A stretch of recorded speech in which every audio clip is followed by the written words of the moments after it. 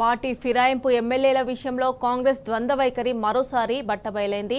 తాజాగా కాంగ్రెస్ పార్టీ నిర్వహించిన ఎల్పీ సమావేశానికి ఫిరాయింపు ఎమ్మెల్యేలు హాజరవడంపై విమర్శలు వ్యక్తమవుతున్నాయి. సమావేశానికి వచ్చిన వాళ్లు ఇంకా ప్రతిపక్ష ఎమ్మెల్యేలని కాంగ్రెస్ పార్టీ ఎలా భావిస్తుందని ప్రశ్నించారు. అరకిపూడి గాంధీ విషయంలో ఇప్పటికైనా కాంగ్రెస్ వైఖరిని మార్చుకోవాలని బీఆర్ఎస్ డిమాండ్ చేస్తోంది. కాంగ్రెస్ అంతర్గత సమావేశం సాక్షిగా ఆ పార్టీ నేతలు చెప్తున్నవన్నీ సుద్దపూస మాటలని, ఆడుతున్నవన్నీ నాటకాలేనని తేలిపోయింది. ఎమ్మెల్యే అరకపూడి గాంధీ సహా ప్రకాష్ గౌడ్, దానం నాగేందర్, కడియం శ్రీహరి కప్పుకున్న ముసుగు తొలగిపోయింది. న్యాయస్థానాల నుంచి, శాసనసభ నిబంధనల నుంచి తప్పించుకునేందుకే వీళ్లు నాటకాలు ఆడుతున్నారని స్పష్టమైంది. ఆదివారం కాంగ్రెస్ లెజిస్లేటివ్ పార్టీ సమావేశానికి ఫిరాయింపు ఎమ్మెల్యేలు హాజరయ్యారు. వీళ్లు బీఆర్ఎస్ ఎమ్మెల్యేలే. అయితే సీఎల్పీ సమావేశానికి ఎలా హాజరయ్యారన్న ప్రశ్న తలెత్తుతుంది. కారగుర్తుపై గెలిచిన నలుగురు ఎమ్మెల్యేలకు సీఎల్పీ సమావేశంలో చోటు కల్పించడంపై రాజకీయ ప్రముఖులే ముక్కున వేలేసుకుంటున్నారు.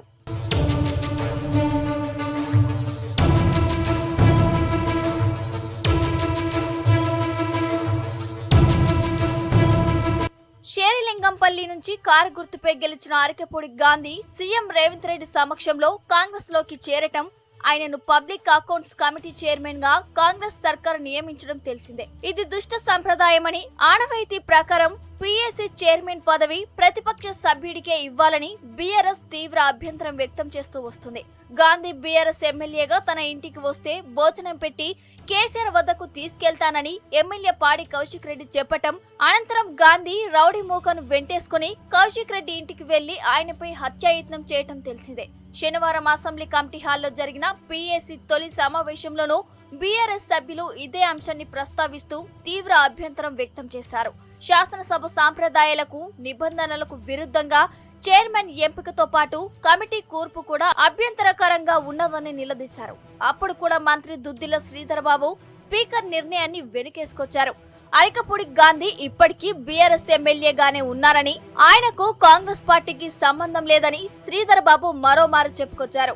గాంధీ సీఎల్పీ సమావేశాలకు హాజరు కావటం బట్టి చూస్తే ఆయన కాంగ్రెస్ లోనే ఉన్నాడని మరోసారి రుజువైందని, అధికార పార్టీ కండువా కప్పుకున్న వ్యక్తి ప్రతిపక్ష సభ్యుడినని చెప్పుకుని పీఏసీ చైర్మన్ పదవి తీసుకోవటం గౌరవ శాసనసభను మోసం చేయడమని బీఆర్ఎస్ నేతలు విమర్శిస్తున్నారు. సీఎం రేవంత్ రెడ్డి, ఎమ్మెల్యే అరకపూడి గాంధీ కలిసి శాసనసభకు తప్పుడు సమాచారం ఇచ్చి స్పీకర్ ను తప్పుదోవ పట్టించారని స్పష్టం చేస్తున్నారు. స్పీకర్ కు ఉన్నత న్యాయస్థానానికి తప్పుడు సమాచారం ఇచ్చిన వారిపై వెంటనే అనర్హత వేటు వేయాలని డిమాండ్ చేస్తున్నారు.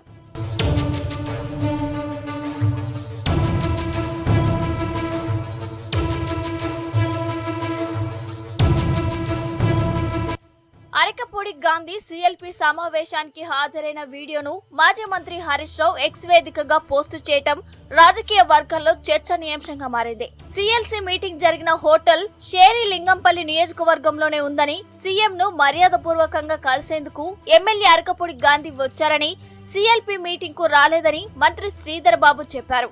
అరకపూడి గాంధీ కాంగ్రెస్ లో చేరిందన్నది నిజం. తాజాగా మాదాపూర్లో జరిగిన సీఎల్పీ సమావేశానికి అరకపూడి హాజరవటం అదే స్పష్టం చేస్తుంది. శాసనసభ వ్యవహారాల మంత్రిని ప్రశ్నిస్తూ ట్యాగ్ చేశారు. శ్రీధర్ బాబు గారు ఇకనైనా ఫిరాయింపులపై బుకాయింపులు చాలిస్తారా అని హరీష్ రావు ప్రశ్నించారు.